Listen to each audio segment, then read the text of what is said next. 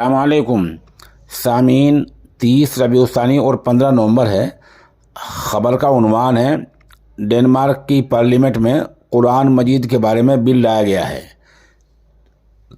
आपको पता है कि डेनमार्क मुल्क में 2 मरतबा कुरान पाक जलाने की नापाक हरकत हो चुकी है।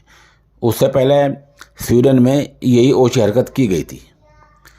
उस वक्त में और उसके बाद भी मुस्लिम ममालिक ने इन मामलात को लेकर सख्त तशवीश का इजहार किया था और तशवीश का इजहार करते हुए ये भी कहा था कि इन मुल्कों की मसनूआत का बायकाट किया जा सकता है। ऐसी बातें मुस्लिम मुल्कों में उठ रही थी और बार बार आवाम में ये बातें फैल रही थी। तो अब डेनमार्क की पार्लियामेंट में एक बिल लाया गया है।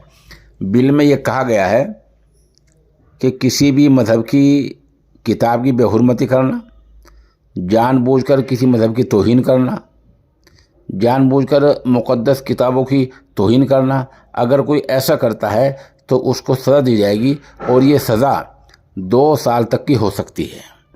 पहले यह था कि ये आज़ादी राय है और इसमें किसी को मुदाखलत का हक़ नहीं होगा, लेकिन बिल में ये तजवीज़ पेश की गई है कि इस तरह के मामलात में सरकारी अफसरान को मुदाखलत का हक़ होगा और वो ऐसे आदमी को गिरफ़्तार कर सकेंगे। अभी बिल लाया गया है, बहस होगी और फिर इस पर चर्चा होगी और उसके बाद ये बिल वहाँ पास हो सकता है। इस मतलब बिल डेनमार्क के पार्लियामेंट में लाया गया है।